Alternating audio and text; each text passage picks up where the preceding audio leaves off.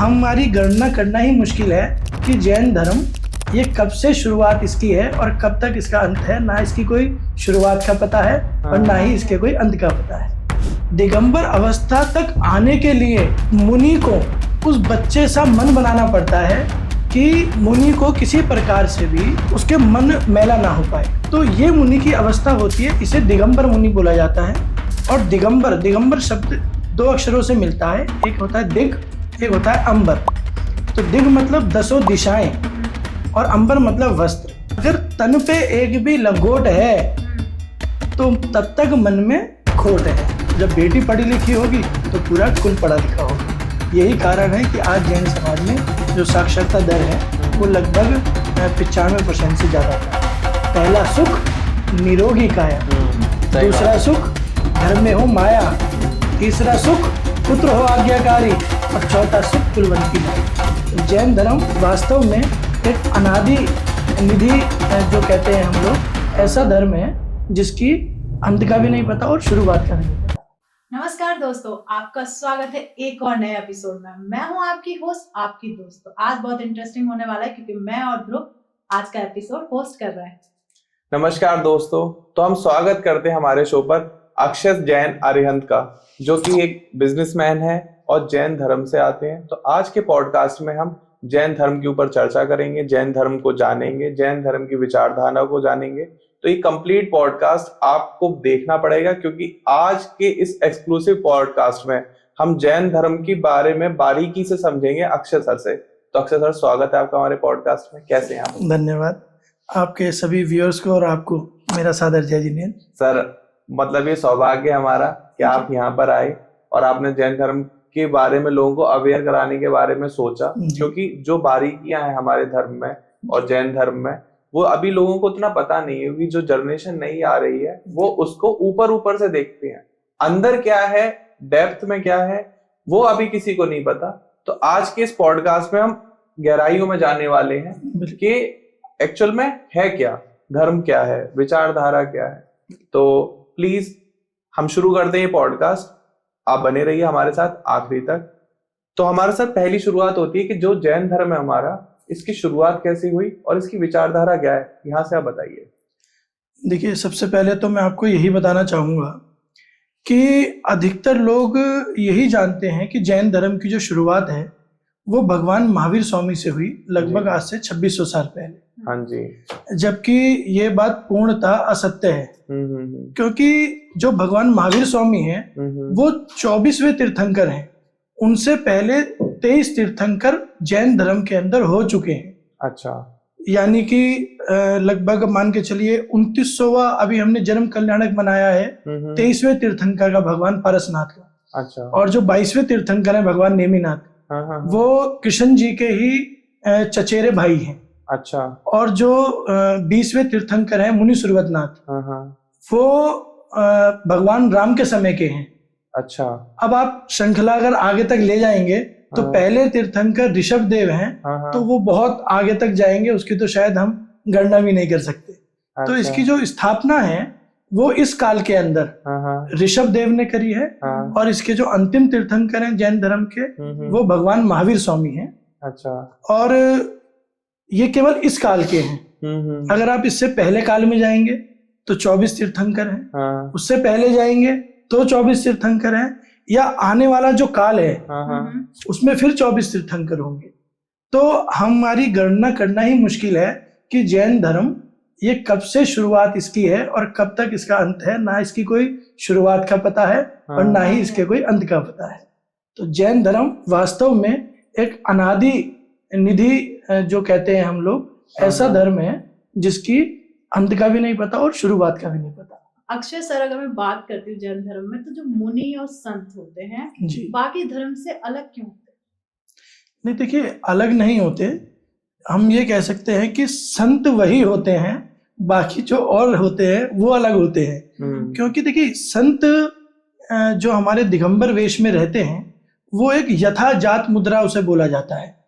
यथाजात मुद्रा, जिस रूप में बच्चा एक बालक जन्म लेता है उसके मन के अंदर किसी प्रकार का कोई विकार नहीं होता। उस बच्चे ने कपड़े पहने हैं तो कोई फर्क नहीं, उस बच्चे ने कपड़े नहीं पहने तो कोई फर्क नहीं। इसी प्रकार दिगंबर अवस्था तक आने के लिए मुनि को उस बच्चे सा मन बनाना पड़ता है कि मुनि को किसी प्रकार से भी उसके मन मैला ना हो पाए। तो ये मुनि की अवस्था होती है, इसे दिगंबर मुनि बोला जाता है। और दिगंबर शब्द 2 अक्षरों से मिलता है, एक होता है दिग, एक होता है अंबर। तो दिग मतलब 10 दिशाएं और अंबर मतलब वस्त्र। तो 10 दिशाएं ही जिनका वस्त्र है वही दिगंबर है। और इसमें मैं आपको एक छोटा सा, क्योंकि आजकल नए नए कुछ तथाकथित कथावाचक आ गए हैं और वो अपने आप को प्रसिद्ध करने के लिए, ये थोड़ा सा कंट्रीब्यूशन मैं बोल रहा हूँ आपसे, वो प्रसिद्ध करने के लिए अपने आप को दिगंबर शब्द का जो उपयोग है, या ये कहते हैं कि मुनियों को कपड़े पहनने चाहिए, तो उस विषय में एक मैं लेके आया हूँ, मैं आपको दिखाता हूँ। एक श्लोक है ये भगवान शिव का, तो उसमें वो कहा जाता है, नागेंद्र हराय त्रिलोचनाय भस्मांग रगाय महेश्वराय नित्याय शुद्धाय दिगंबराय तस्मे न कराय नमः शिवाय। तो ये भगवान शिव का एक श्लोक है और ये श्लोक भी वेदों से ही लिया गया है। इसमें भी दिगंबर शब्द का प्रयोग आता है। अब क्योंकि कली काल जैसे परिवर्तन हो रहा है, तो वैसे कुछ धर्माचार्यों ने उस दिगंबर अवस्था को, जो शिव जी की भी है, उसे भी कुछ शेर वगैरह की शायद आई थी खाल पहना के ढक दिया गया है। नहीं तो वास्तव में जो स्वरूप है, जो मुनि है, क्योंकि इस अवस्था में मुनि इसलिए रहते हैं क्योंकि अगर तन पे एक भी लंगोट है तो तब तक मन में खोट है। तो तन पे जब लंगोट नहीं रहती है तो मन निर्विकार हो जाता है, मन में किसी चीज के प्रति भी आसक्ति नहीं रह जाती। और अगर ये रहा कि देखिए पहले लंगोट आई, फिर लंगोट में जेब आई, फिर जेब के साथ साथ फरेब आया, तो फिर मुनि अवस्था में जाने का मतलब क्या है? फिर तो घर में संसारिक अवस्था में ठीक है ना। और अगर मुनि अवस्था में जाके भी इस मोह के, माया के, राग के, द्वेष के, पैसे के पीछे भागना है, तो फिर मुनि अवस्था को क्यों बदनाम करना है?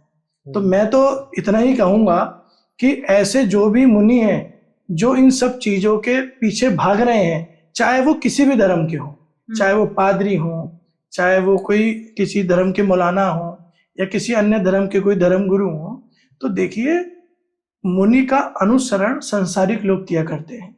तो सबसे पहले संत को अपना आचरण ऐसा बनाना पड़ेगा ताकि संसार उसके चरणों में झुके। तो ये अवस्था मुनि को अपने को बनानी पड़ेगी। तो सर जैसे आपके यहाँ दिगंबर एंड श्वेतांबर जी, मतलब ये दो हाँ, तरीके का डिफरेंस? बिल्कुल बिल्कुल। इसमें देखिए जब मैंने भी इस चीज के बारे में पढ़ा तो क्या है कि आज से लगभग जिस समय चंद्रगुप्त मौर्य थे, तो उस समय हमारे एक मुनि थे आचार्य भद्रबाहु स्वामी। तो भद्रबाहु स्वामी का जो संघ था, मुनि संघ, वो 24,000 साधुओं का संघ था। तो उस समय उत्तर भारत के अंदर जो है अकाल पड़ा। अच्छा। ये मैं आपको बात बता रहा हूँ 2500 साल पुरानी। तो उस समय अकाल पड़ा। तो अकाल होने के कारण जब उन्हें ज्ञात हुआ तो उन्होंने अपने सारे मुनियों के साथ वो दक्षिण दिशा की ओर प्रस्थान कर गए। लेकिन उन 24,000 में से 12,000 साधु वो उत्तर भारत में ही रुक गए। अच्छा। लेकिन क्योंकि जो मुनिचर्या होती है, अकाल के कारण उसे पालना वो बहुत कठिन था, क्योंकि कहाँ तो लोगों के घर में खाने को नहीं और कहाँ मुनियों के आहार एकदम शुद्ध अवस्था में चाहिए।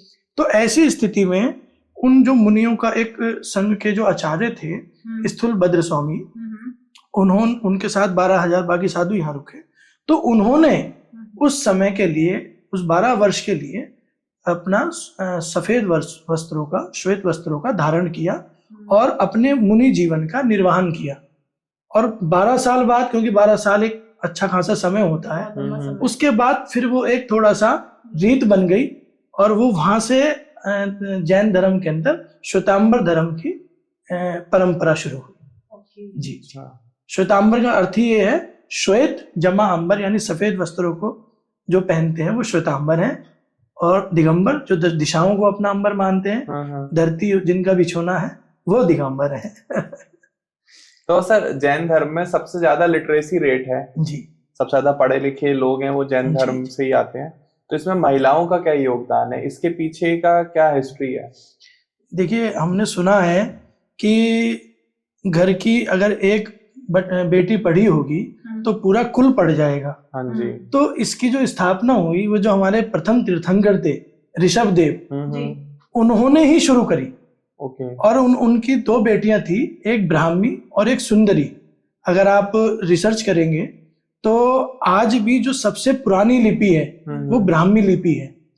तो ब्राह्मी जो उनकी बेटी थी उसको तो उन्होंने लिपि ज्ञान दिया, और जो सुंदरी बेटी थी उनको उन्होंने अक्षर ज्ञान दिया। ओके। तो वहां से एक संदेश उन्होंने जनरेट करा कि प्रथम पढ़ाई की जो शुरुआत है वो घर की बेटियों से ही शुरू होगी, और जब बेटी पढ़ी लिखी होगी तो पूरा कुल पढ़ा लिखा होगा।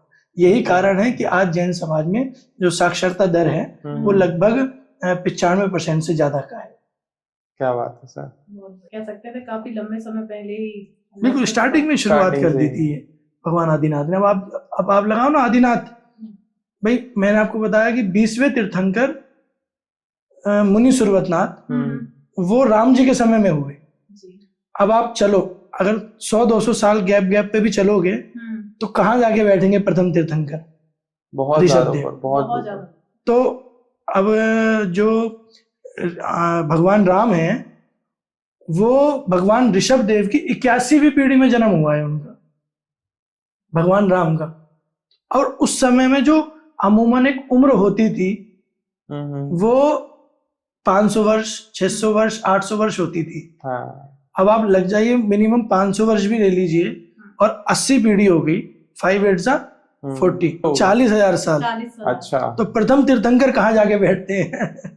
लेकिन धीरे धीरे अब उम्र कम होती जा रही है। अब उम्र वो कली काल का प्रभाव है। देखिए शास्त्रों में तो ये तक लिखा है कि आने वाले समय में 9 महीने की नानी और 10 महीने की दादी बनेगी।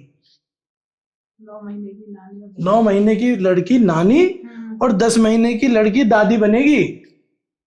ऐसे नहीं है कि कोई रिश्ते में, एक्चुअल में आने वाले समय में, क्योंकि एक तो उम्र छोटी हो जाएगी। जैसे आप देखेंगे कि अभी तक जो एक रेशो चल रहा है वो 70 साल के आसपास का चल रहा है। वो उम्र अब क्योंकि ये पंचम काल चल रहा है अकॉर्डिंग टू जैन शास्त्रों के हिसाब से, ये पंचम काल चल रहा है। तो ये पंचम काल 21,000 साल का काल है। अच्छा। और इसको अभी 2,500 साल बीते हैं। तो जाके 21,000 साल जब तक होगा तो उम्र घटती चली जाएगी, मनुष्य की लंबाई घटती चली जाएगी। और उस हिसाब से फिर वो जो मैंने आपको बताया कि 9 महीने की दादी और 10 महीने की दादी, इस तरीके से उम्र के हिसाब से बनेगी। वैसे अगर मैं बात करूं कि इतने सालों पहले ही बेटी पढ़ाने की आपके जो मुनि हैं या कह सकते हैं भगवान जी, तो उन्होंने बेटियों को आगे बढ़ाया। पर अब देखा जाए तो अब इस चीज को आया कि बेटी पढ़ाओ बेटी बचाओ वाली प्रथा चल। नहीं, देखिए इस बात में तो गर्व से मैं कह सकता हूं जैन समाज की ओर से कि बेटियों के मामले में तो जैन समाज में 100% साक्षरता दर है। बेटों के मामले में हो सकता है कुछ कम हो, लेकिन बेटियों के मामले में 100% है। तो ये क्योंकि मानना, देखिए अब तो हम लोग मानते आ रहे हैं कि ये सब चल ही रहा है, और ये तो बेटियां तो आजकल कहाँ कहाँ पहुंच गई। तो और इसका उदाहरण एक आप भी हो, सामने बैठी है हमारे। तो सही बात है सर। जैसे हमने काफी सुना है कि जैन धर्म में जो संत लोग होते हैं उनके पास एक मंत्र होता है, मनी मैग्नेट। अच्छा। तो उसके बारे में कुछ जानना चाहेंगे आप? नहीं, देखिए मनी मैग्नेट तो नहीं, देखिए मतलब उसके लिए मैं ये चीज ये भी कह सकता हूँ कि खाली एक मंत्र से कुछ नहीं होता। मंत्र तो जीवन का एक होता है, और वो जीवन का मंत्र है अहिंसा। वो जीवन का मंत्र है अपरिग्रह। वो जीवन का मंत्र है सत्य। वो जीवन का मंत्र है शौच। तो इस प्रकार के 10 मंत्र हैं जो मैं आपको बताऊंगा अभी, और वो 10 मंत्र 10 धर्म हैं। और उन 10 धर्मों का एक धर्म है, उसे जैन धर्म बोला जाता है। अच्छा। और वो धर्म क्या है, वो मंत्र क्या है? उत्तम, क्षमा, मार्दव, आर्जव, सत्य, शौच, संयम, तप, त्याग, आकिंचन, ब्रह्मचर्य। ये 10 धर्म है। और देखिए, आपकी किसी से लड़ाई हो गई, अब आपके पास बल है, तो आप उसे मार पिटाई कर देंगे जी, कोर्ट कचहरी हो जाएगी, तो आपका पैसा खराब हो गया। सही बात है। तो वहां पहला मंत्र मिला उत्तम क्षमा का। दूसरा मंत्र उत्तम मार्दव, यानी मान घमंड, कि आप कितने भी बड़े हो जाएं, आपके अंदर मान घमंड नहीं आना चाहिए। तो इसी प्रकार से ये 10 धर्मों की व्याख्या, संयम से रहना, सत्य का पालन करना, अहिंसा का पालन करना, शौच की मतलब कि अपने मन के अंदर किसी के प्रति कोई गलत भाव आ रहे हैं, बैर भाव आ रहे हैं, उसको खत्म कर देना। तो ये चीजें क्या हैं? ये मंत्र है जीवन के, जिससे हमारी प्रॉस्पेरिटी, पावर और जो आपने कहा पैसा, वो सब जीवन में। और क्योंकि जब आपके पास एक आय का स्रोत है, लेकिन जो लड़ाई में, मुकदमे में, हॉस्पिटल्स में जब आपका पैसा जाता है, तो वो पैसा आया तो, बट वो रुक नहीं पाया। अब यही जब आपने, आजकल चल रहा है इंटरमीडिएट फास्टिंग चल रही है बहुत ज्यादा ना, तो अपन लोग बचपन से करते आ रहे हैं। तो कारण क्या है उस फास्टिंग का? कि अभी एक आपने न्यूज में देखा होगा कि सिद्धू ने कहा, जो नवजोत सिंह सिद्धू हैं, कि मेरी वाइफ को 4थे स्टेज का कैंसर था और मैं वहां से ले आया बचा के। तो कैसे ले आए? तो उन्होंने बताया कि जरूरी नहीं है खाना। हम लोग सोचते हैं कि खाने से ताकत मिलती है, नहीं मिलती। व्रत करने से शरीर स्वस्थ रहता है और स्वस्थ रहने से ही ताकत मिलती है। पहला सुख निरोगी काया, दूसरा सुख घर में हो माया, तीसरा सुख पुत्र हो आज्ञाकारी, और चौथा सुख कुलवंती नारी। सही बात है। ये 4 प्रथम सुख बताए गए हैं। उसमें पहला सुख निरोगिता का है। तो जब आप निरोगी रहेंगे तो आप हॉस्पिटल नहीं जाएंगे, पैसा बचेगा, अपने काम पर ध्यान लगेगा, अर्निंग ठीक होगी आपकी, ठीक है ना। तो इन चीजों, यही मंत्र हैं जैनियों के पास, जो कि जिसका आज प्रचार प्रसार करने की आवश्यकता है, ताकि जो आज सरकारी आंकड़ों के हिसाब से 0.5% जैनी भारत देश का 24% टैक्स देते हैं, 62% दान देते हैं सरकार को, 42% जीडीपी में योगदान है, 18,000 में से 12,000 गौशालाएं जैन समाज चलाता है। क्या बात है। देश के अंदर 62,000 जैन समाज के मंदिर हैं। तो ये जो हमारे साथ व्यवस्था है, ये केवल और केवल यही कारण है कि हमें कैसे अपने धर्म के माध्यम से अपने जीवन को उत्कृष्ट बनाना है। धर्म लड़ना, मरना, मारना नहीं सिखाता। धर्म आपकी आत्मा का, आपके जीवन का उत्थान आपको सिखाता है। जी। लेकिन मैंने जो सुना है अक्षय सर, वो ये सुना है कि एक बार जैन धर्म के संत या मुनि ने एक बार अपने मुख से कह दिया कि जाओ भाई तुम्हारा हो जाएगा भला, या जाओ हमने कर ली तुम्हारे लिए प्रार्थना, तो वो खाली नहीं जाती है। बिल्कुल। मतलब जैसे हम हैं, हमारे धर्म गुरु हैं हिंदू धर्म में, हम जाते हैं उनकी सेवा भाव से, उनको सब सारा सम्मान देते हैं जी। तो वो कहते हैं ठीक है भाई तुम्हारा भला होगा, नॉर्मली हो जाता है। लेकिन जैन धर्म में थोड़ा टिपिकल है जी। लेकिन उन्होंने एक बार बोल दिया कि हाँ जी आपका भला हो जाएगा, तो वो कहते हैं कि वो 100% होता ही होता है। तो उसके पीछे क्या ऐसी कोई दैविक शक्तियां हैं? हाँ बिल्कुल है जी। ये जो है बहुत, बस खाली एक आपने वचन की बात करी कि उन्होंने कोई आशीर्वाद दे दिया अपने वचन से, वो पूर्ण हो जाता है। उसके पीछे भी बस एक वचन का ही कारण है। और वो कारण क्या है? वचन सिद्धि। अच्छा। और वचन सिद्धि आपको भी हो सकती है, मुझे भी हो सकती है। बस जीवन में आपको झूठ नहीं बोलना। साधुओं का, दिगंबर जैन साधुओं का ये नियम होता है, वो जीवन में कभी झूठ नहीं बोलते किसी से भी। अगर कोई शब्द ऐसा लगेगा उन्हें कि मेरे बोलने से चुभ जाएगा किसी को तो वो शब्द का इस्तेमाल नहीं करेंगे, मौन ले लेंगे, लेकिन बोलेंगे नहीं। तो इसी कारण से उन्हें वचन सिद्धि हो जाती है और जिसको फिर वो आशीर्वाद देते हैं वो फलीभूत हो जाता है। अच्छा, मतलब है उसके पीछे पावर? बिल्कुल पावर्स हैं। क्या बात है। जैसे कई वीडियोस हम देखते हैं कि लोग सब कुछ त्याग कर जब इस धर्म में जाते हैं तो बड़ा खुश होते हैं, ऐसा क्या कि मोह माया त्याग दी? मतलब मैं एक रील्स की बता रही हूँ, मैं रील्स जब स्क्रॉल करती हूँ तो मुझे कई ऐसा दिखता है कि बहुत अच्छे परिवार से हैं फिर भी सब कुछ त्याग के फिर वो जैन धर्म को अपनाते हैं। बिल्कुल, देखिए हमारे यहाँ वैसे तो साधु बनना आया ही उनका है जो समृद्ध हो। गरीबों को साधु बनना नहीं आया हमारे यहाँ, क्योंकि कोई पैसे से कमजोर होगा वो साधु बन के पैसे की तरफ ध्यान करेगा, कोई खाने पीने से कमजोर होगा वो साधु बन के खाने पीने की तरफ ध्यान करेगा। सही बात है। कोई घर से कमजोर होगा तो वो अपने आश्रम बनाएगा।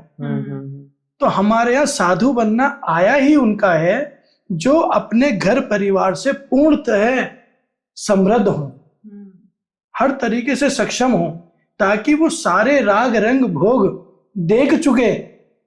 अब उन्हें दिखा कि इस माया जाल में कुछ नहीं रखा। जैसे मकड़ी एक जाला बुन लेती है और उसी को अपना सब कुछ मानती है। हाँ जी। इसी तरीके से हम लोग इस संसार को ही, अपने व्यापार को, पत्नी को, बच्चों को, पिता को और घर को, इन्हें ही सब कुछ मानते हैं, है ना। बट इससे परे भी कुछ है। हमारा जन्म इन चीजों के लिए नहीं हुआ। हमारा जो जन्म हुआ है वो आत्मा की उत्थान के लिए हुआ है। अच्छा। और ना जाने कितने जन्मों से हम अनेक रूपों में जन्म लेते आ रहे हैं और आगे भी कितना लेंगे। लेकिन जब हम तप त्याग इन चीजों का पालन करके अपने अशुभ व शुभ कर्मों का, दोनों का, देखिए शुभ और अशुभ दोनों कर्मों का क्षय कर लेंगे, उसके बाद एक अवस्था आती है, उसे कैवल्य बोला जाता है, कैवल्य ज्ञान। वैदिक परंपरा में उसे ब्रह्म ज्ञान बोला जाता है। अच्छा। बौद्ध संस्कृति में उसे बौद्ध ज्ञान बोला जाता है। तो वो एक जो अवस्था आती है, उसके बाद व्यक्ति या वो जीवात्मा मोक्ष के लिए प्रस्थान कर जाती है और उसके बाद दोबारा जन्म मरण के चक्रव्यूह से छूट जाती है और कभी भी उस चक्रव्यूह में नहीं फंसती। तो जैन धर्म में स्वर्ग या नरक का कोई विचारधारा है? नहीं, बिल्कुल है। स्वर्ग गति, नरक गति, त्रियंच गति, मनुष्य गति, ये 4 गतियां हैं और एक जीवात्मा निरंतर इन चारों गतियों में ही भ्रमण करती रहती है। तो जो भगवान महावीर स्वामी है, जैसे हमारी एक मेरी भावना में एक स्टार्टिंग में आता है, जिसने राग द्वेष काम आदिक जीते सब जग जान लिया, सब जीवों को मोक्ष मार्ग का निष्प्रय हो उपदेश दिया, बुद्ध वीर जिन हरि हर ब्रह्मा या उनको स्वाधीन कहूं। तो हमारे यहाँ जो व्यवस्था है वो व्यक्ति विशेष की व्यवस्था नहीं है। हमारे यहाँ जो जीवात्मा, चाहे भगवान राम की हो, चाहे भगवान महावीर स्वामी की हो, ऋषभ देव की हो, या जो राग द्वेष को छोड़कर और मोक्ष में, सिद्धालय में, शिवालय में विराजमान हो गए, वो हमारे लिए पूजनीय है। अच्छा। और जो देवी देवता स्वर्ग में है वो हमारे लिए पूजनीय नहीं, सम्माननीय है, पूजनीय नहीं है। अच्छा। क्यों? क्योंकि वो देवी देवता भी अपनी एक उम्र सीमा से बंधे हुए हैं।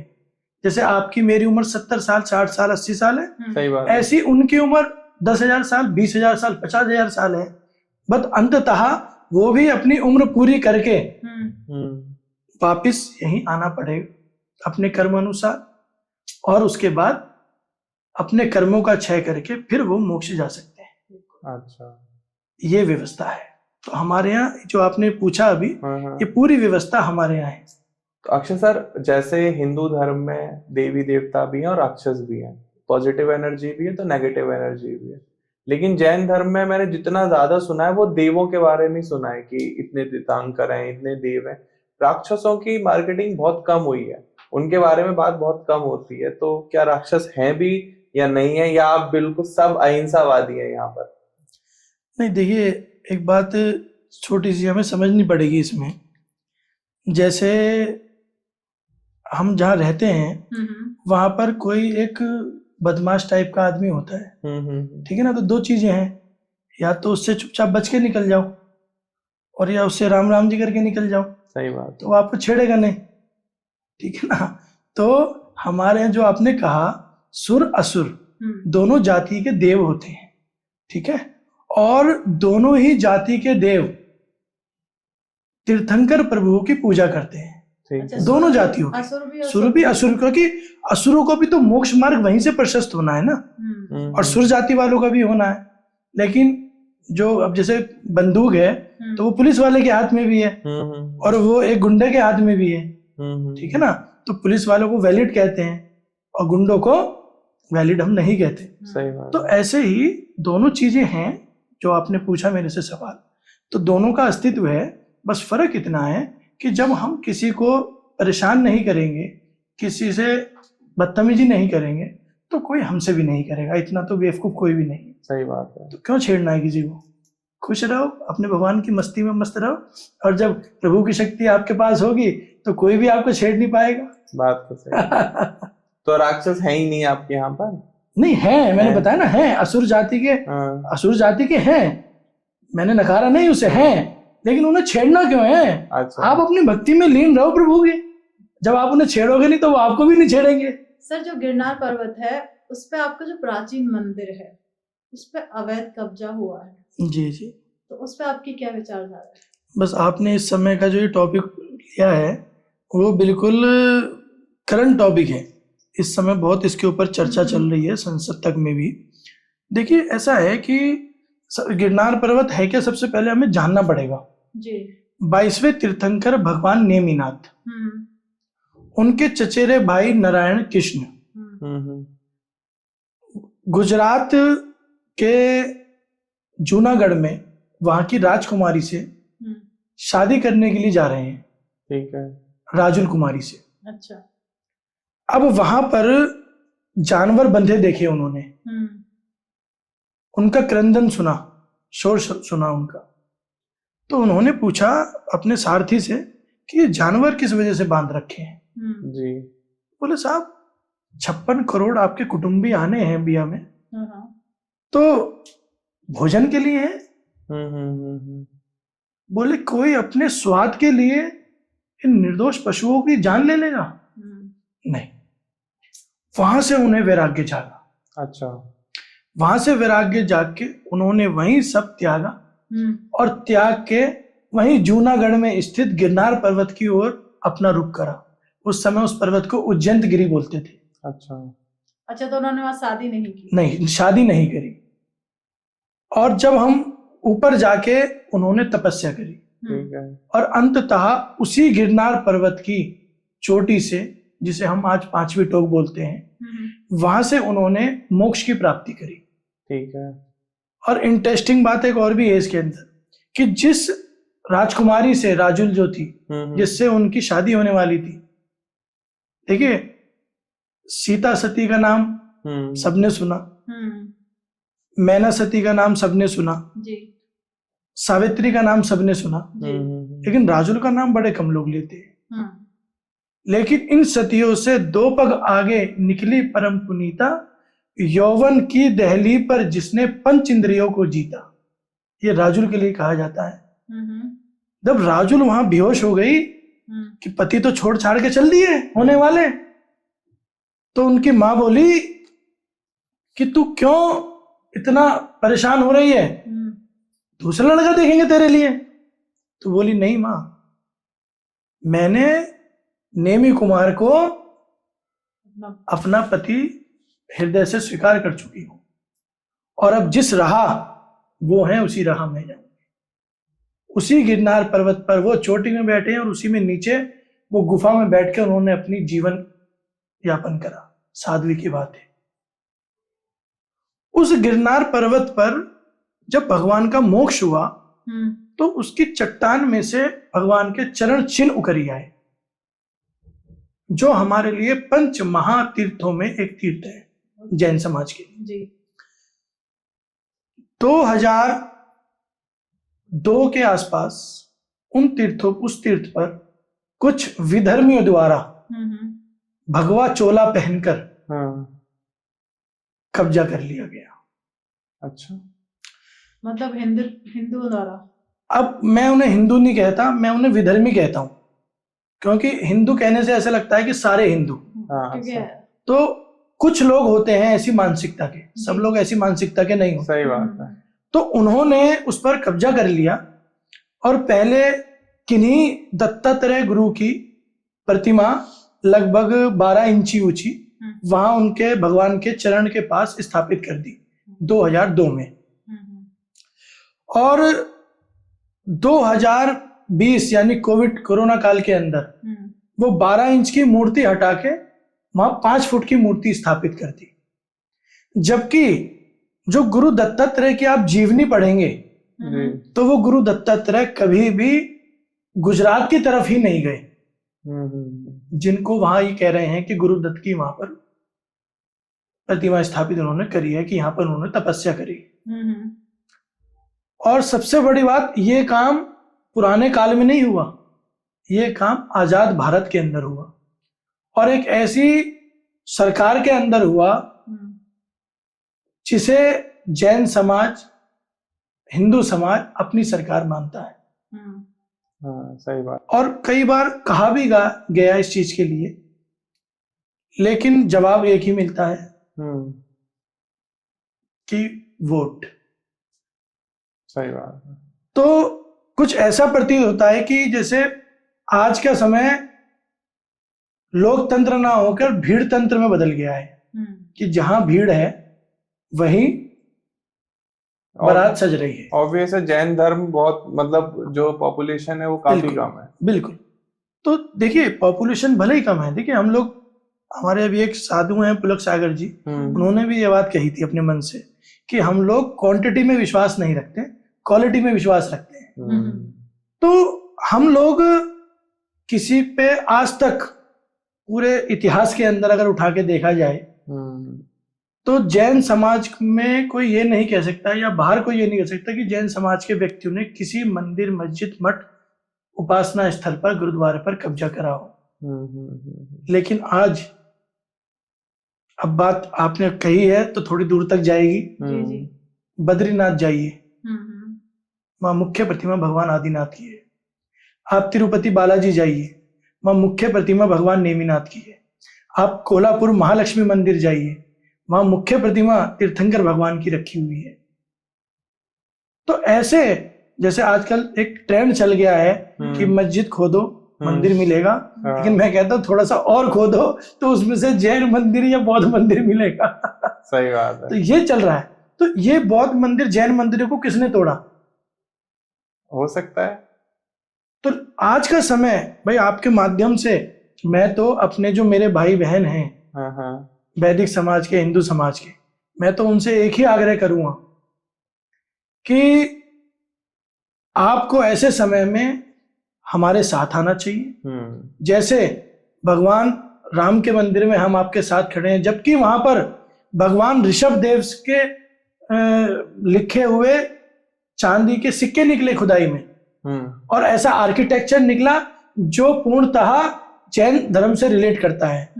जब मथुरा कंकाली टीले की खुदाई हुई तो वहां पर सैकड़ों की तादाद में जैन प्रतिमाएं निकली तीर्थंकरों की, जो आज भी वहां के म्यूजियम में रखी हैं जी। लेकिन हमने क्लेम नहीं करा, क्योंकि हमने कहा कोई बात नहीं, राम भी हमारे ही है भाई, ऋषभ देव हमारे, राम भी हमारे, कृष्ण भी हमारे, नेमिनाथ भी हमारे। लेकिन कहीं ना कहीं मैं ये दोबारा से बोल रहा हूं, आग्रह कर रहा हूं कि सर्व समाज के लोगों को, चाहे वो हिंदू, शैव हो, वैदिक हो, बौद्ध हो, जो भी हो, सही बात है, सबसे मैं आग्रह ये कर रहा हूं कि हमारे साथ आकर, और जो कुछ लोगों ने ये कलंक लगाने का कार्य चंद्रमा के समान हिंदू धर्म के ऊपर किया है, गिरनार पर्वत पर कब्जा कर आप आगे आइए, हमारे साथ आइए और हमारे साथ आके उस कब्जे को मुक्त कराइए। जैसे हम आपके साथ हर सुख दुख में खड़े हैं, ऐसे ही इस परिस्थिति में आप हमारे साथ खड़े हुए हैं। तभी तो भाईचारे का मजा है, सही बात, तभी तो आपसी सौहार्द का मजा है। ये थोड़ी कि एक तरफ से तो सारा सौहार्द चले और दूसरी तरफ से बोले मीठा मीठा गप गप, कड़वा कड़वा थू थू, तो वो चीज तो अच्छी नहीं है। नहीं, समाज में रहना है तो हर धर्म की इज्जत करनी पड़ेगी, हर धर्म का साथ देना पड़ेगा, और कहीं भी कोई अवैध कब्जा करना या किसी विचारधारा को मारना भी गलत है। बिल्कुल, सभी धर्मों को अपना सम्मान करना चाहिए। जैन धर्म, आप जैन से हैं तो आपको जैन धर्म का सम्मान करना चाहिए। मैं हिंदू धर्म हूं तो हमें हिंदू धर्म का सम्मान करना चाहिए, लेकिन ऐसे हिंदू हमें जैन धर्म का भी सम्मान करना चाहिए। बिल्कुल, कि अगर आपकी कोई विचारधारा या कोई मॉन्यूमेंट है या कोई मंदिर है तो ऐसा ना हो कि उसको तोड़ फोड़ के अवैध कब्जा करें और अपना उस पर अधिकार जमाएं, गलत है। आप जाइए, देखिए दिल्ली में जाइए, कुतुब मीनार है, वहां तो बकायदा आर्कियोलॉजिकल सर्वे ऑफ इंडिया द्वारा लिखा हुआ है कि 27 जैन मंदिरों को तोड़कर कुतुब मीनार बनाया गया है। अजमेर के पास 2.5 दिन का झोपड़ा है, वहां जाइए, वहां खुलता है कि जैन मंदिर था। ये पूरी पाठशालाएं थी, लाइब्रेरी थी। लेकिन 2.5 दिन का जो झोपड़ा है उसमें कह रहे हैं वो शिव जी की कुछ निकले हैं, और सातिया जो हमारा वो होता है उसकी भी कुछ साक्षात में नहीं, वो तो ASI ने ही, देखिए मैं नहीं कह रहा हूँ, ये जो मैं आपको यहाँ पे तथ्य दे रहा हूँ वो मेरे नहीं है, वो गवर्नमेंट के तथ्य हैं। गवर्नमेंट के अंदर दिन में ही ASI आती है और ASI ही ये कह रही है कि जो 2.5 दिन का झोपड़ा है वो पूर्णतः जैन मंदिर को तोड़ के ही बनाया गया है, उसके आर्किटेक्चर पे ही खड़ा किया गया है, और जो उसके अंदर की प्रतिमाएं थी और उन चीजों को नष्ट किया गया है। कुछ एक पॉलिटिशियन कह रहे हैं कि वो जैन धर्म नहीं, उसको और तोड़ोगे तो बौद्ध धर्म निकल आएगा अंदर। देखिए मैंने फिर वही वाली बात कही कि जो बौद्ध धर्म है, देखिए एक क्वेश्चन आता है मेरे पास, चलिए एक मैं अपनी तरफ से एक बात बोलता हूँ। जी बिल्कुल। एक आता है कि जी जैन धर्म कितना पुराना है, कि 2500 साल पुराना है, बौद्ध धर्म 2500 साल पुराना है, ठीक है, और इस्लाम धर्म 1400 साल पुराना है, ईसाई धर्म 2000 साल पुराना है, लेकिन हिंदू धर्म अनादिकाल से चला आ रहा है, ठीक है। तो इसके ऊपर मैंने एक थोड़ा सा करा, तो देखिए हिंदू धर्म को बेसिकली वैदिक धर्म बोला जाता है। जी, सही बात, ठीक है। अच्छा, वैदिक धर्म की जो शुरुआत हुई वो कहाँ से हुई? किसी को मैं छोटा बड़ा करने के लिए नहीं कह रहा हूँ, एक अपने विचार रख रहा हूँ। ब्रह्मा विष्णु महेश। वैदिक धर्म की विचार, वैदिक जो धर्म है वेदों को मानने वाला धर्म है, जो वेदों को मानता है। सही बात है, ठीक, बिल्कुल। और यानी कि वेदों के लिखने के बाद से ही वैदिक धर्म की स्थापना शुरू हुई, वैदिक धर्म का प्रचलन शुरू हुआ। अब जो वेद लिखे गए, उन वेदों की प्रथम वेद आता है ऋग्वेद।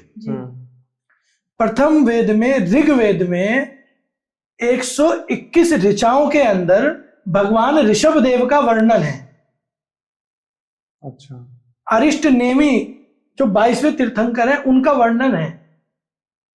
उसमें लिखा गया है कि कैसे हमारे देश का नाम भारत पड़ा, कि पहले इस देश का नाम अजनाब वर्ष था, जो भगवान ऋषभ देव के पिता थे, अंतिम 14वें कुलकर थे नाभि राय, तो अजनाब वर्ष उनके नाम से था। उसके बाद ऋषभ देव के पुत्र हुए भरत, उनके नाम से देश का नाम भारत पड़ा।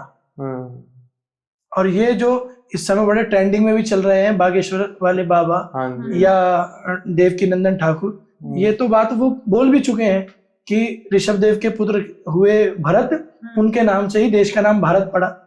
तो अब आप बताइए, पहले वेद के अंदर जब उनका वर्णन है तो यानी कि पहला वेद लिखने से पहले वो हो चुके। सही बात है।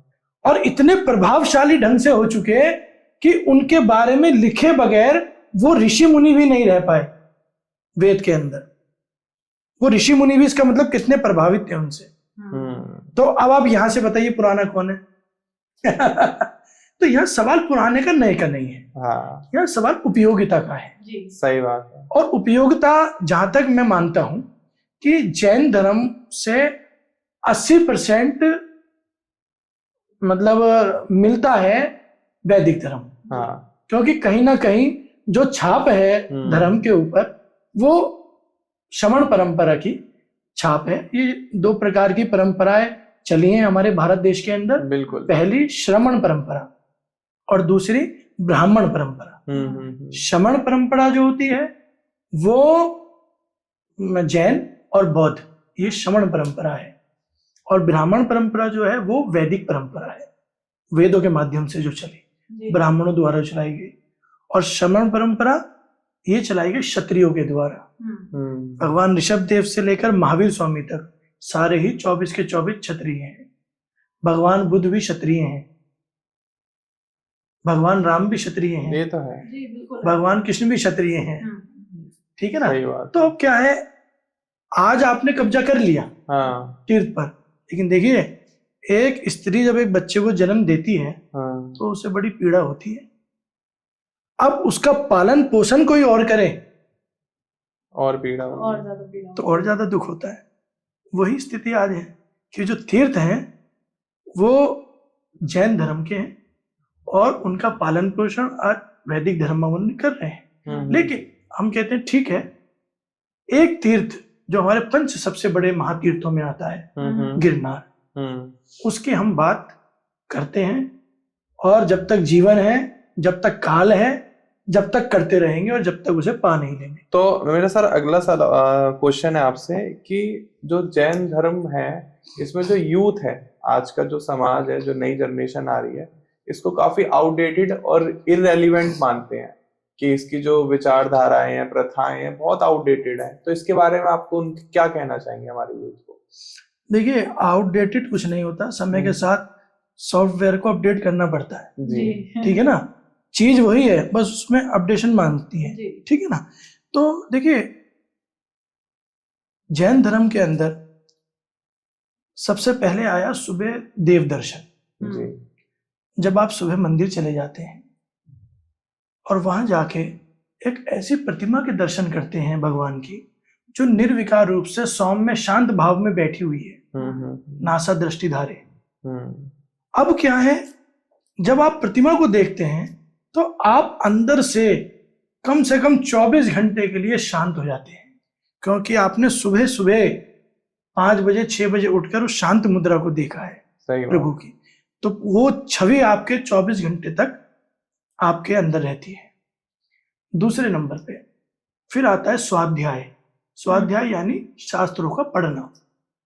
तो जब हम शास्त्रों को पढ़ते हैं तो जितनी जीवन में पुराने लोगों के घटनाएं घटी हैं उनकी बात आती है, तत्वों की बात आती है, आत्मा की बात आती है, मोक्ष की बात आती है, सब चीजें आती हैं।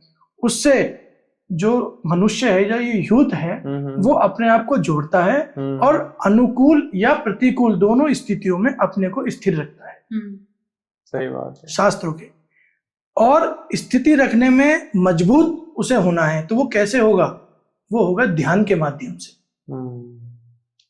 जब वो ध्यान करेगा, चाहे वो 15 मिनट डेली ध्यान करे, मेडिटेशन जिसे बोलते हैं, इस समय बहुत प्रचलन में है। हाँ जी, बहुत ज्यादा। चौथे नंबर पे भाई सब बात आती है खाने पीने की। जैसा खाए अन्न ऐसा होए मन। सही बात है। तो जब हम जो आहार लेंगे, जो भोजन लेंगे, वो बिल्कुल शुद्ध लेंगे, तो अंदर से जो हमारे शरीर के वर्गणाएं निकलेंगी वो भी कहीं ना कहीं शुद्ध अवस्था में निकलेंगी। सही बात है। पानी छान कर पीना, करोड़ों साल पहले बता दिया जैन उस समय माइक्रोस्कोप नहीं थे। क्या कहा कि निष्भोजन का त्याग करो और पियो छान कर पानी, सुनो जिनवाणी। तो ये क्या है? करोड़ों साल पहले जब माइक्रोस्कोप नहीं थे, कोई टेलीस्कोप नहीं था, उस समय तीर्थंकरों ने कह दिया कि पानी की एक बूंद में 36,666 जीव होते हैं। एक बूंद में। आप आज प्रूफ कर रहे हैं ना डॉक्टर, उसे बताया कब गया? तो अब आप बताइए, सॉफ्टवेयर अब आउटडेटेड है या अपडेटेड है? ठीक है ना। क्या कहा है कि दिन छिपने के बाद भोजन नहीं करना। सही बात है। आज डॉक्टर कह रहे हैं। अभी एक अक्षय कुमार का मैंने वीडियो देखा था, तो बोला भाई नहीं है खाने की जरूरत इतनी, क्यों ठूस ठूस के खा रहे हो? दिन छिपने के बाद मत खाओ। क्यों? क्योंकि दिन छिपने के बाद तासीर बदल जाती है भोजन की, आपके शरीर की, और वो आपके दिन छिपने के बाद जब आप खाते हैं तो वो आपको कोलेस्ट्रॉल बढ़ाता है। देखिए, खाना भोजन पेट के अंदर जाता है तो उसे गलना चाहिए, उसे सड़ना नहीं चाहिए। सड़ेगा तो वो विष बनेगा, विष बनेगा तो आपको बीमार करेगा, गलेगा तो उसके अंदर से वो प्रोटीन, मिनरल्स, विटामिन जो होगा वो निकालेगा, उससे आपका शरीर बढ़िया चलेगा। बिल्कुल। तो अब आप बताइए, क्या कहा कि निज भोजन का त्याग करो और पियो छानकर पानी, सुनो जिन वाणी। जिन वाणी मतलब जिनेंद्र भगवान की वाणी। सही बात है। तो आउटडेटेड कुछ नहीं है, हमारे समझने का तरीका अपडेट होना चाहिए उसे। जैसे हम समझेंगे उसे वैसे हम अपने जीवन में उतारेंगे। और आज आप देखिए, आप अमेरिका चले जाइए, सबसे ज्यादा डिप्रेस्ड लोग वहां मिलेंगे आपको। हर दूसरा जो बच्चा है उसे शुगर की बीमारी है, उसे ब्लड प्रेशर है, वो डिप्रेशन में है, ड्रग्स ले रहा है, उसे नींद नहीं आ रही है, एंजाइटी है, कल्चर की प्रॉब्लम है ना। क्यों हो रही है ये? और अब ये हमारे हिंदुस्तान में भी शुरू हो गया है। हाँ। क्यों शुरू हो गया है? क्योंकि आउटडेटेड सोच रहे हैं ना कि आउटडेटेड है। आउटडेटेड नहीं है, धर्म कभी आउटडेटेड नहीं होता, अपडेटेड है। धर्म हमेशा अपडेट रहता है। और धर्म, मैंने पहले भी कहा आपसे कि धर्म के आप यदि व्यवस्था से चलेंगे, आप अपनी व्यवस्था से चलिए ना। देखिए 2 और 2, 4 पहले भी थे, 4 आज भी हैं, ठीक है ना। तो आप उसका मूल नहीं बदल सकते, आप उसको देखने का नजरिया बदल सकते हैं। आप 2 केले रख दो कि 2, ये 2 और 2 कितने हो गए? 4 केले। तो आप ये तो कह सकते हैं, लेकिन आप 5 नहीं कह सकते उसे, ठीक है ना। तो हमारा जो देखने का नजरिया होता है वो कैसा है? आजकल मैं तो, जैसे आपने बताया रील वगैरह चल रही हैं, तो हर आदमी अपने धर्म को बड़ा बताने में लगा पड़ा है, बड़ा धर्म को बचाने में भी लगा पड़ा है कि मुझे धर्म बचाना है। तो मतलब जो धर्म तुम्हें बचाता है तुम उस धर्म को बचाओगे नहीं। अगर आपको धर्म बचाना है ना, तो आपको स्वयं धर्म होना पड़ेगा। देखो मैंने बहुत बड़ी बात की, धर्म होना पड़ेगा। जब आप स्वयं धर्म हो जाएंगे तो आपको धर्म बचाने की आवश्यकता नहीं पड़ेगी, क्योंकि अब आप स्वयं धर्म हो गए। आ जाओ कोई भी। तो इसलिए ही आज के समय में जो उपयोगिता है वो क्या है। और मेरे को कुछ एक मैंने जगह पढ़ा था, भगवान महावीर स्वामी से 2600 साल पहले राजगिरी की पहाड़ियों पे बिहार पूछा गया कि साहब धर्म सबसे अच्छा कौन सा है। तो महावीर स्वामी ने ये नहीं कहा जैन धर्म सबसे अच्छा है। मजे की बात, महावीर स्वामी ने कहा जो धर्म अहिंसा और करुणा का पालन करता है, अहिंसा और करुणा का पालन करता है, वो धर्म सर्वश्रेष्ठ है। देखिए अब सब चीज आ गई उसके अंदर। सही बात है। धर्म की परिभाषा भाई सभी है। सर क्या आपके जो जैन धर्म में है उसमें ज्योतिष और वास्तु को भी माना जाता है? जैन धर्म में हाँ, ज्योतिषी की या वास्तु की व्यवस्था है। देखिए ज्योतिषी क्या है? ज्योतिष अब आजकल बड़ा ट्रेंडिंग चल रहा है कि ये करो ये करो। ज्योतिष बेसिकली क्या है कि आपने अपनी जन्म पत्री दिखाई, ठीक है। अब आपको कहा कि साहब राहु आपका खराब है, केतु खराब है, शनि खराब है। तो वो बेसिकली क्या है? एक सिग्नल है कि आपका ये जो टाइम पीरियड है ये खराब है, इसको आप सही करिए। जैसे किसी का कहते हैं गुरु खराब है किसी का, तो उसमें क्या होता है, अब लोग बाग क्या करने लगते हैं कि अरे गुरु की पूजा करने लगते हैं। तो इसमें एक हमारे गुरु हैं वीर सागर जी, तो उन्होंने बहुत अच्छी बात की। बोले देखो ट्रेन खराब हो गई कहीं रास्ते में और सिग्नल रेड दिखा रहा है ना, तो अब उस सिग्नल की रिपेयरिंग करोगे या ट्रेन की रिपेयरिंग करोगे? क्योंकि खराब तो ट्रेन हुई है ना। अच्छा अच्छा अच्छा। सिग्नल जब भी तो रेड दिखा रहा है। हाँ। अब हम जो है जबरदस्ती सिग्नल की पूजा अगरबत्ती और धूपबत्ती लगा के करने लगे तो उसका कोई औचित्य नहीं बनता। यही चल रहा है आजकल। है क्या कि आपका कोई भी ग्रह आया कि साहब गुरु खराब है, तो करना क्या है? जो आपके गुरु हैं अरे उनकी सेवा करिए ना, गुरु ग्रह की पूजा मत करिए। जो आपके गुरु हैं जिनसे आपने जीवन में कुछ सीखा है, मुनि हैं, गुरु हैं, जो आपके आचार्य हैं, उनकी आप सेवा करिए। आपका गुरु अपने आप स्ट्रांग हो जाएगा। सही है, ठीक है ना। आपके शनि डिस्टर्ब कर रहा है तो शनि की पूजा नहीं करनी है उसके अंदर। उसके अंदर आप जो आपका व्यवहार है अपने स्टाफ के प्रति या अपने जो कलीग्स हैं उनके प्रति वो ठीक करिए, शनि ठीक हो जाएगा। तो ट्रेन ठीक करनी है, सिग्नल ठीक नहीं करना है। तो ये ट्रेंड चल रहा है आजकल कि भाई साहब ये खराब हो गया, तो उस हम ग्रह की पूजा करने लगते हैं। देखिए, अगर ग्रह ही केवल इस लायक होते या ग्रह से ही सब कुछ होता, तो आप एक बात सोचिए, जैसे मैं आज आपके सामने बैठा हूं, मैं जिस तारीख को, जिस डेट में, जिस दिन, जिस ग्रह नक्षत्र में, जिस तिथि में मेरा जन्म हुआ, मेरे साथ साथ हजारों लोगों का जन्म हुआ होगा। सही बात है। तो उन हजारों लोग सेम टू सेम मेरे जैसे होने चाहिए। ठीक है ना, रूप रंग में नहीं, व्यवस्था में, कार्यशैली में। लेकिन उसमें से कोई चोर बन गया, कोई पुलिस बन गया, कोई दुष्ट बन गया, कोई नेता बन गया, कोई टीचर बन गया। ठीक है ना, तो इसका मतलब क्या है? तो ग्रहों का प्रभाव कहां गया? वहां पर कहां है? वहां पर ग्रहों का प्रभाव नहीं है ना। तो इसका मतलब क्या आ रहा है? इसका मतलब ये आ रहा है कि ग्रह अपना प्रभाव देते हैं, लेकिन कब, कैसी परिस्थिति में? आपके कर्मों अनुसार। अगर आपके कर्म अच्छे हैं तो वही शनि आपको बढ़िया अच्छा प्रभाव देगा और आप तरक्की करेंगे जीवन में। और वही आपके कर्म खराब आ रहे हैं तो वही शनि आपको खराब व्यवस्था दे देगा, आपको डिस्टर्ब कर देगा। लेकिन मैंने सेम बात एक पॉडकास्ट में एक एस्ट्रोलॉजी गुरु है उनसे पूछी थी, तो उन्होंने कहा था कि आपके पिछले जन्म के कर्म भी तो आप पर प्रभाव डालते हैं। हाँ, बिल्कुल ठीक बात है। तो सेम तिथि, सेम डेट पे पैदा होने वाले दो अलग अलग तरीके के लोग ही होते हैं, क्योंकि पिछले जन्म के भी जो कर्म हैं वो कार्मिक, आपके जो दोष हैं वो इस जन्म में आप पर प्रभाव डालेंगे। तो जिसने पिछले जन्म में अच्छे कर्म किए हैं तो उसको अच्छे फल मिलने वाले हैं। तो बेसिकली कर्म प्रधान हो गया ना। ग्रह प्रधान तो नहीं हुआ ना। बात तो सही है, कर्म प्रधान। तो जो आपने बिल्कुल ठीक कहा, कई चीज ऐसी होती है कि हम पूर्व जन्मों की, वो हमारी अब उदय में आई, तो हम तो बेसिकली हमें फसल जो काटनी है वो अपने कर्मों की ही काटनी है, ग्रहों की फसल नहीं काटनी है। ग्रह, नक्षत्र, तारामंडल, ये जो हैं, ये सारे के सारे आपके अनुकूल या प्रतिकूल जब ही होंगे जब आप अपने कर्म से, आपका जो कर्म है वो आपके अनुकूल या प्रतिकूल होगा।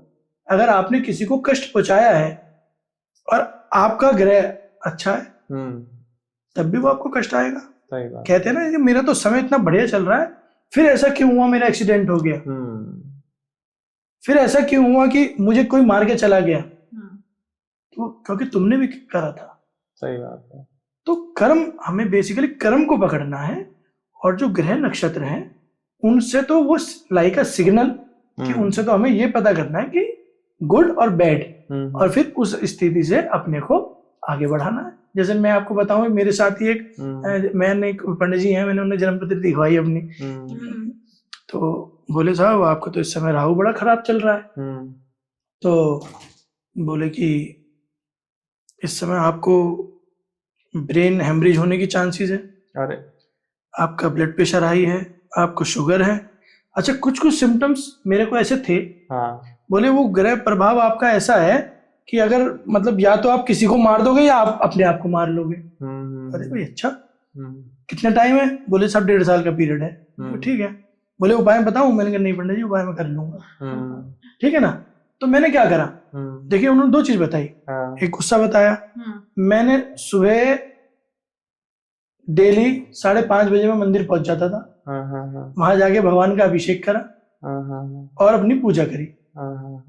वहां से मन शांत हुआ, भाव शांत हुए, और जो बारिश हो रही है कर्मों की, प्रभु नाम की छतरी लगा ली उसके अंदर। ठीक। और मैंने फास्ट अपने शुरू कर दिए, उससे मेरा स्वास्थ्य ठीक हो गया। वो 1.5 साल निकल गया, खत्म।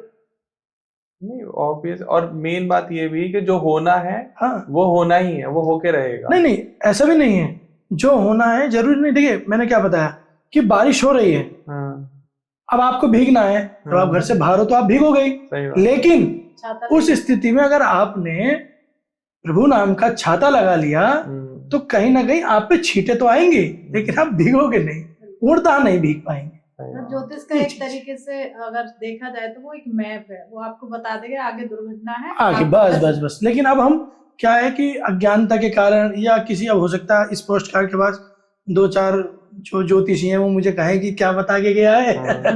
ठीक है ना। लेकिन बहरहाल उससे फर्क नहीं पड़ता। मेन पॉइंट की बात हमें पकड़ने की है कि कर्मों से प्रभाव पड़ता है। ग्रह नक्षत्र तो एज अ सिग्नल है, वो हमें इंडिकेट करते हैं कि आपका समय अच्छा है बुरा है, अच्छा है, उसमें भी आप इष्ट वियोग अनिष्ट योग में सहनशीलता दिखलाए, एक लाइन आती है मेरी भावना में। तो इष्ट वियोग का मतलब किसी अपने का, इष्ट वियोग यानी अपने का किसी का वियोग हो जाए, आपसे बिछड़ जाए, और अनिष्ट योग कि कोई योग ऐसा बनना हो जिसमें आपका अनिष्ट हो रहा हो, दोनों ही परिस्थिति में सहनशीलता दिखलाए, और सुख में होकर मगन न फूले, दुख में कभी न घबरावे, बैर पाप अभिमान छोड़ जग नित्य नए मंगल गावे। तो ये चीजें आती हैं, और जब हम इन्हीं चीजों को अपने जीवन में, रोजमर्रा के जीवन में उतारते हैं, तो कहीं ना कहीं देखिए, किसी व्यक्ति ने आपसे कुछ कहा, आपको गुस्सा आ गया, अरे मुझे ऐसा कह दिया, अब फौरन एक लाइन याद आ जाती है। जैसे मेरे को किसी ने कुछ कहा, एक लाइन याद आ गई, क्या, गाली सुन मन खेदने आनो, गुण को अवगुण कहे अयानो। कि गाली सुन के मन में खेद मत लाओ। क्यों? क्योंकि अगर आप गुणी हैं तो आपको कोई अवगुणी कह रहा है तो कहने दो, आप अवगुणी थोड़ी हो जाओगे। बिल्कुल। अगर आप दूध को पानी कहोगे तो पानी थोड़ी हो जाएगा, और जल को पानी को आप दूध कहोगे तो नहीं हो जाने का। ठीक है ना? तो वही अपने को स्थिर भाव रख के, और इतना स्थिर रखना है कि कोई सामने से हमारे को क्रिया आ रही है तो उसकी प्रतिक्रिया देने लायक है तो ठीक, नहीं है तो जय श्री राम। सर एक बात और निकल कर आती है, काफी लोग मानते भी हैं, कुछ लोग नहीं मानते, मैंने भी देखी है कि जो जैन धर्म के जो रिचुअल्स हैं वो सनातन धर्म से काफी सिमिलर है, और उसमें देखा जाता है कि ओरिजिनलिटी की अपनी खुद की कुछ कमी है। क्योंकि जैसे हमारे होली हो गए, दीपावली पर्व हो गया, तो उसी टाइम पे सेम जैन धर्म में भी उनको मनाया जाता है, लेकिन पहले वो हिंदू पूजा करते हैं फिर जैन पूजा करते हैं। इसके पीछे का कारण क्या है? नहीं, ऐसा नहीं है। जहां तक आपने ओरिजिनलिटी की बात कही, तो मैं ऐसा हर त्योहार, जैसे आप रक्षाबंधन का नाम लीजिए जी, तो रक्षाबंधन में रक्षाबंधन क्यों मनाते हैं? अकंपनाचार्य मुनि थे, उज्जैन से वो हस्तिनापुर आए 700 मुनियों के साथ। वहां का राजा बलि था, जो जैन आचार्यों से द्वेष रखता था। उसने, जहां वो मुनि ठहरे हुए थे, उनके चारों तरफ अग्नि, बड़े बड़े अग्नि के पहाड़ लगवा के वो जलवा दिए, उपले और लकड़ी लगवा के जलवा दी। वो मुनि जलने में आ गए, जलने लगे।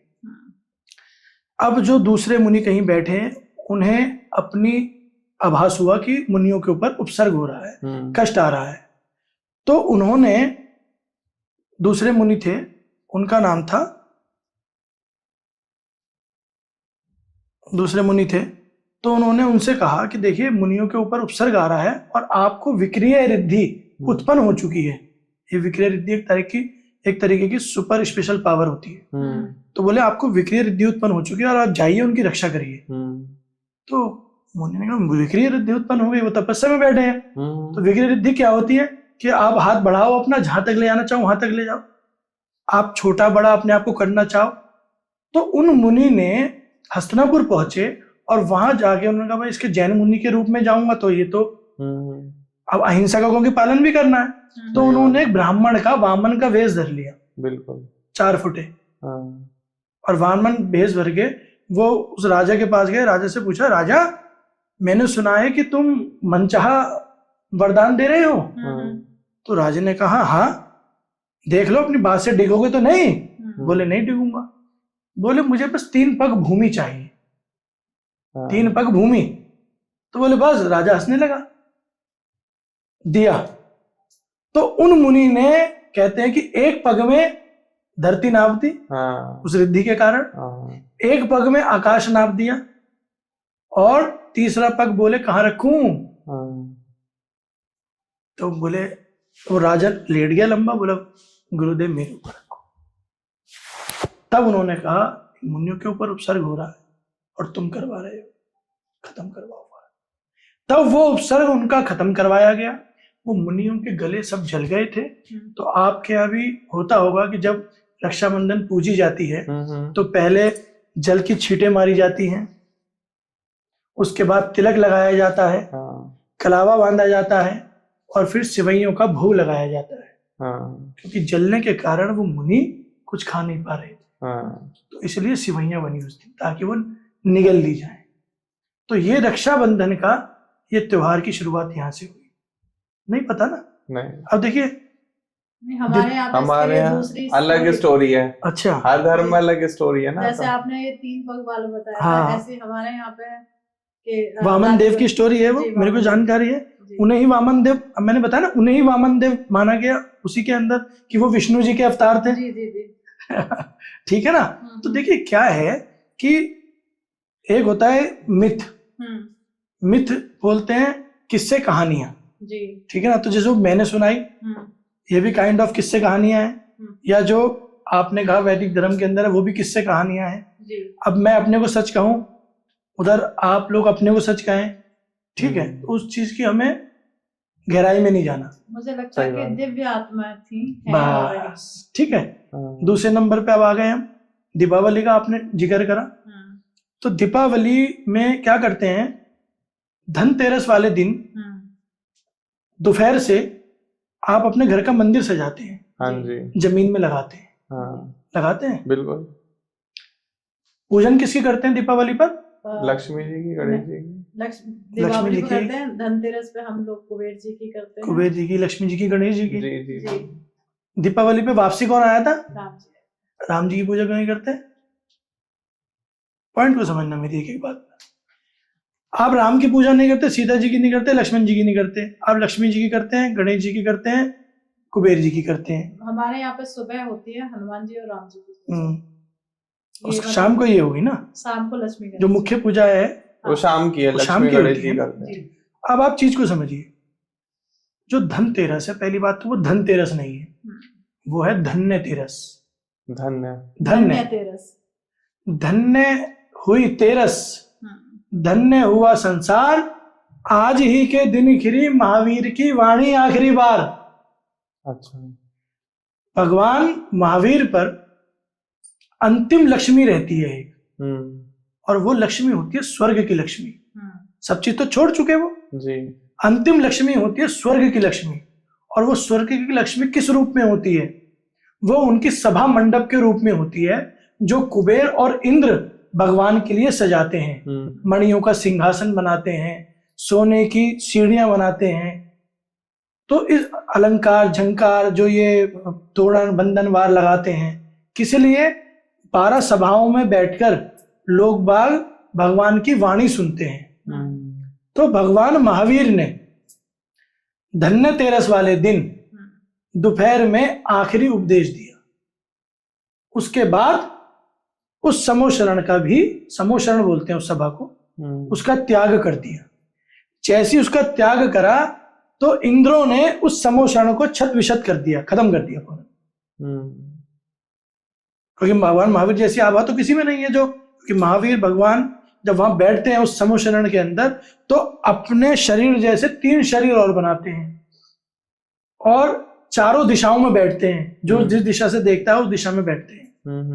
अब दोपहर से छत विछत हो गया, सारा संसार दुख में, कि अब सबको पता लग गया कि भगवान योग निरोध में चले गए। अब तो ये मोक्ष ले लेंगे, चाहे वो 1 दिन मिले, 2 दिन मिले, 4 दिन मिले, अब उपदेश तो देंगे नहीं। तो भगवान वहां से लेकर हर घर में समोशरण लग गया। अच्छा। जो खील आपके यहाँ वो आते ना, मट्टी के जानवर रखे जाते हैं, वो है ना। अब उसका कोई लॉजिक है?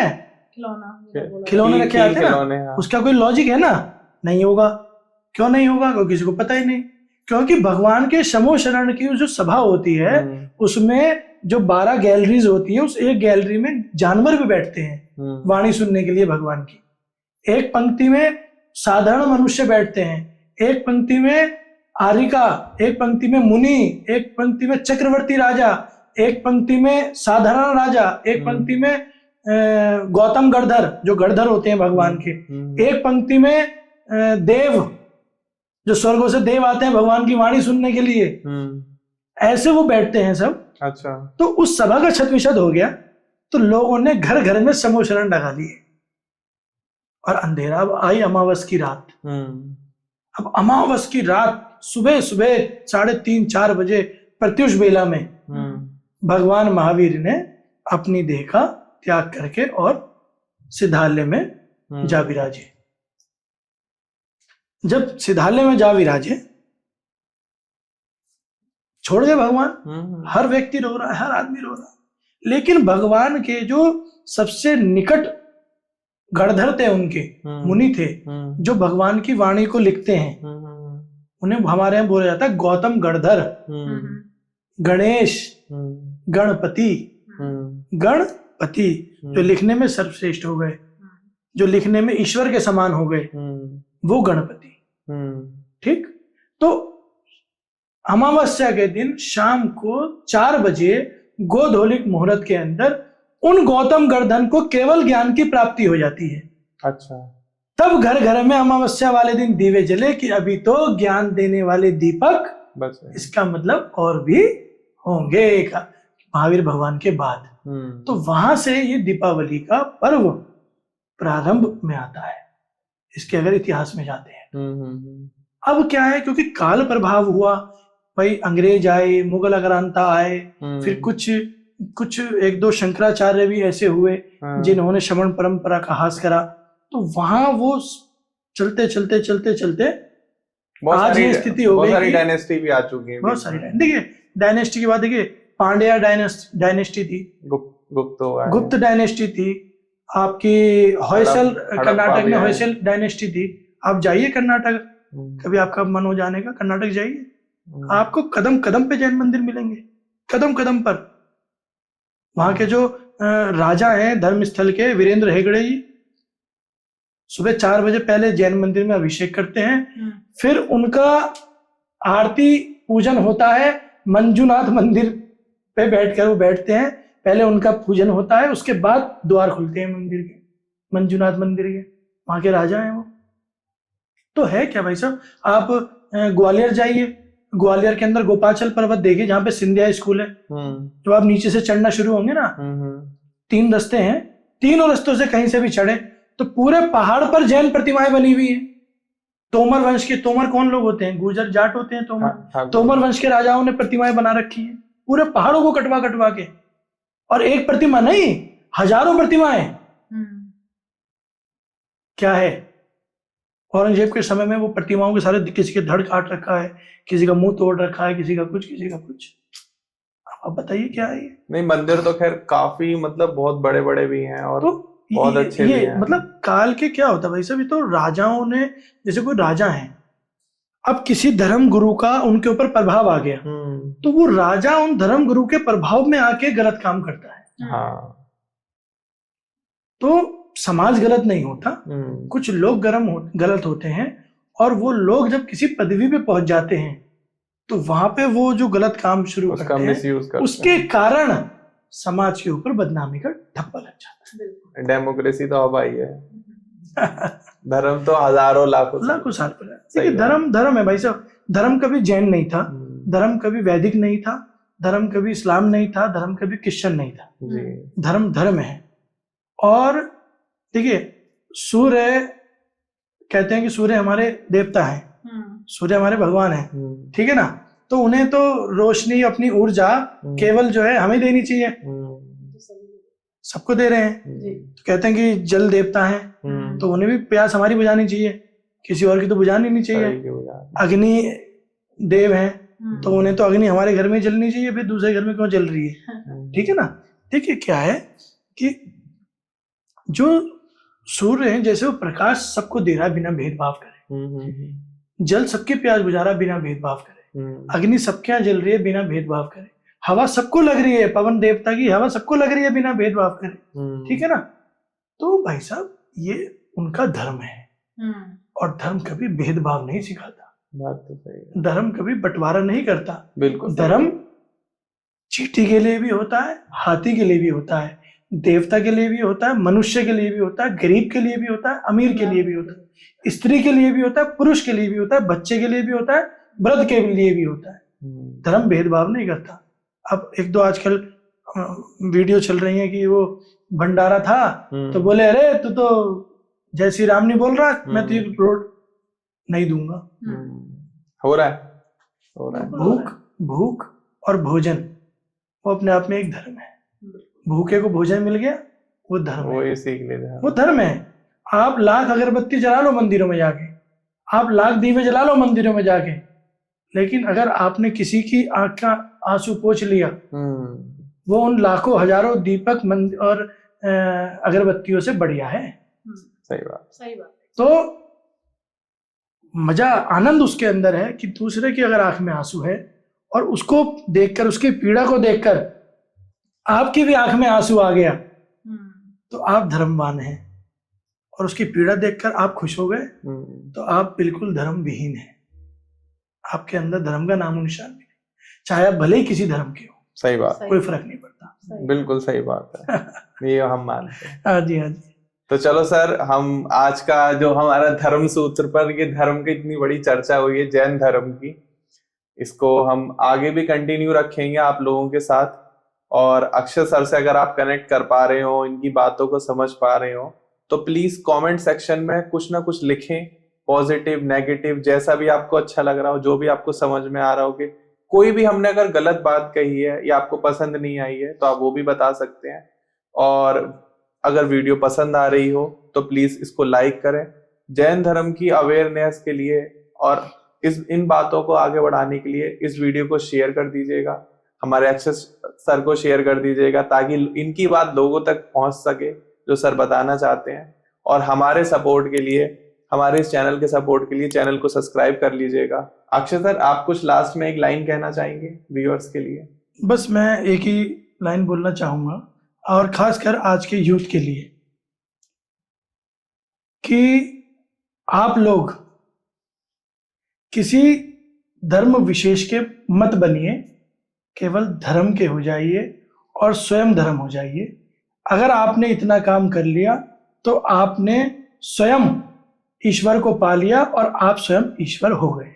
बहुत बढ़िया। मिलते हैं एक नए एपिसोड में कुछ नया लेके, क्योंकि आज तो धर्म सूत्र पर धर्म की चर्चा हुई है, और इस चर्चा को आप लोगों तक पहुंचाइए, क्योंकि धर्म एक धर्म नहीं है, धर्म अपने आप में धर्म है। तो मिलते हैं एक नए एपिसोड में, तब तक आप अपने घर में स्वस्थ रहिए, मस्त रहिए। राधे राधे।